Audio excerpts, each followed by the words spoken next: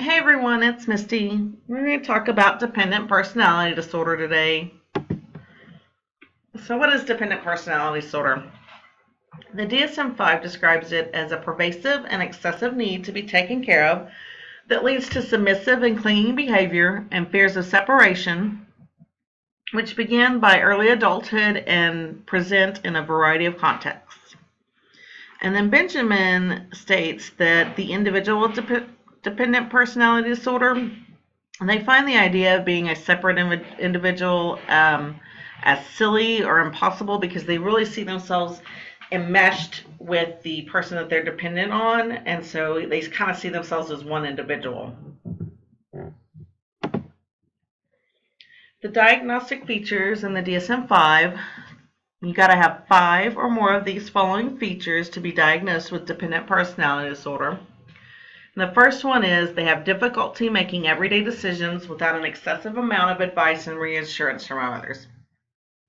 So the individual may think, I don't trust my judgment, so I'm going to wait until the person that they're dependent on is there to make the decision, or to give them lots and lots of advice and lots of reassurance. You're doing the right thing. Everything's going to be okay if you do this.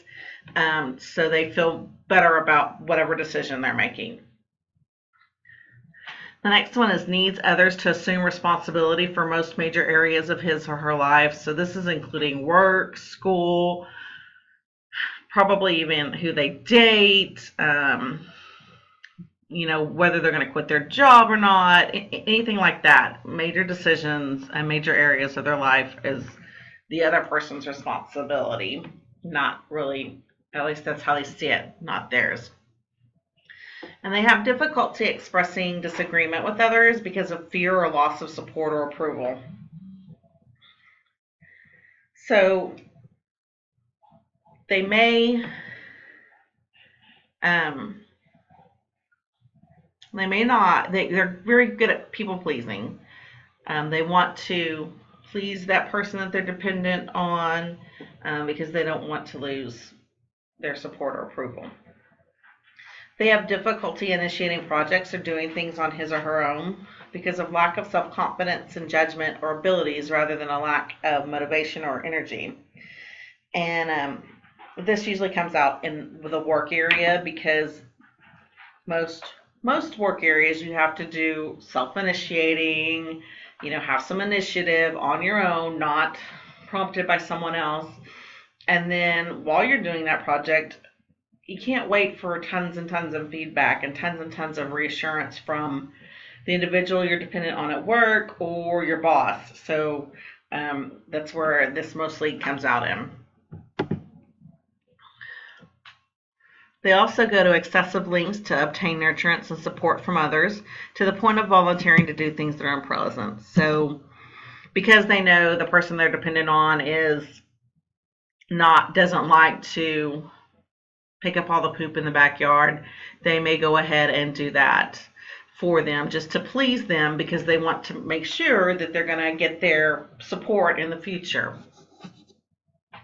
They also feel uncomfortable or helpless when they're alone because of exaggerated fears of being unable to care for him or himself. So they're going to spend the whole day with the person that they're dependent on, or with anyone actually, because they were going to be at home by themselves without anyone else there, and they are feeling vulnerable and uncomfortable with that. So they're going to go in with anyone to do whatever that other person wants to do, regardless of the fact that they may not want to do it. And they'll urgently seek another relationship as a source of care and support when a close relationship ends. So if their parent is the person that they are dependent on, they may latch out to the other parent that may be left, or they may latch on someone else in their social support group very quickly so they can get that care and support and protectiveness. And then lastly, they have unrealistically preoccupied with fears of being left to take care of themselves. So they worry a lot about the individual that they're dependent on and that they may die or they may go away or be taken away from them, and it causes a lot of anxiety in them.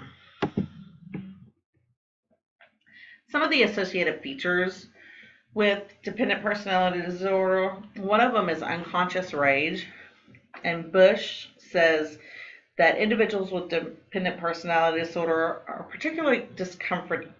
have a particular discomfort with rage and may have unconscious rage towards those they are dependent on. Rage can stem from disappointment for not being taken care of, or as a result of narcissistic humiliation about their perception of a need for care. And then the DSM-5 talks about pessimism and self-doubt. They're going to be plagued with pessimism about things that they can do and self-doubt about them being able to do anything. They belittle their abilities and assets. Anything that they may do well, they belittle it. They seek overprotection and dominance. They're going to have occupational functioning that's impaired. They have increased risk of depressive disorders, anxiety disorders, and adjustment disorders. And they often, the dependent personality disorder often co-occurs with another personality disorder. They have limited social relationships, and they have anxiety when making decisions. The prevalence for dependent personality disorder is estimated to be 0.49%. Cultural factors need to be considered when evaluating for dependent personality disorder, because there's a lot of cultures that may encourage dependence in some individuals. I'm thinking specifically about the countries where they encourage women to be submissive and to their parents, and then later on to their spouses. So taking that into consideration, if you've got someone from that culture that's been raised in that culture, and they would probably meet all the criteria for dependent personality disorder, they should only consider dependent personality disorder if it is excessive above the norm for the culture that they come from. And then more females than males are diagnosed with dependent personality disorder. The causes or etiology of the disorder. Psychodynamic indicates that it's either unresolved conflicts during the oral stage, parental loss or rejection, and the parental loss or rejection is because they have a sense of abandonment that just lingers on throughout the rest of their lives because of this parental loss or rejection. And then over-involved and overprotective parents, and that can come from something as simple as, it's at age 3 or 4 and 5, it's age appropriate for a parent to help a child to tie their shoes. But in 6th grade, it is not age appropriate for a parent to tie their child's shoes. The child may be humiliated and then may continue to start a dependency on that parent to do things for them.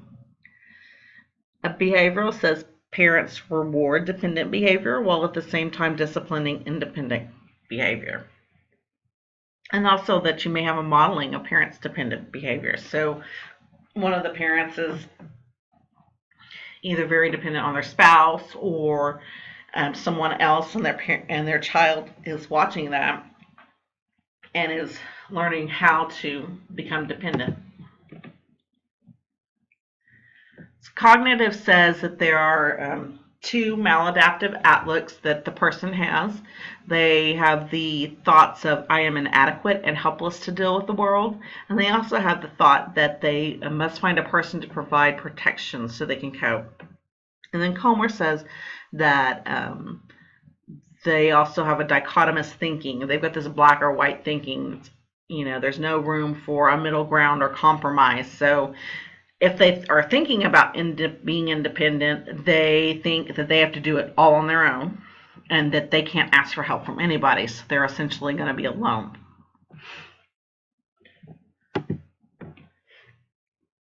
Treatments. We've got behavioral treatments. They use assertiveness training for treatments. And then cognitive, you help clients to confront and modify their suppositions of inability and dependence. And then we also have other therapies, such as antidepressants with ones who have depression. And then they also have group therapy. One thing I wanted to note that when you have someone with dependent personality disorder as a patient, it can be somewhat rewarding because these clients are very attentive and appreciative, and they take advice from the therapist, which can be such a welcome thing after seeing clients who don't want to take our direction and don't want to listen to it and need to come to it on their own, obviously, but it's just a refreshing breath of air. And we've got to remember that those people are trying to please us because they're going to try to become dependent on us, and that is not a good course to be taking with them. And then also, one thing about dependent personality disorder is that they may not ever seek help. Usually they're seeking help because of some other context that's having a really big issue, like work may be having a big issue because of the dependent personality disorder, but they are not coming to help because of the dependent personality disorder, because they already have a great support system and that their needs for protection and nurturance and instruction are already being met. So they are not coming because of needing help with social help or anything like that. So the course and prognosis: individuals with dependent personality disorder may be predisposed if they have a chronic physical illness in childhood or adolescence, or if they've had separation anxiety disorder in childhood or adolescence. So there could be a predisposition for individuals with personality disorder. And then the prognosis is generally good with dependent personality, and that is due to the fact that they are usually ready to trust and talk. So you got two sides of the coin. They're ready to trust and talk and take all your advice, but you can't let them become dependent on you. So it's a fine line to walk with those that may have dependent personality disorder. And that is all for my presentation. Thank you.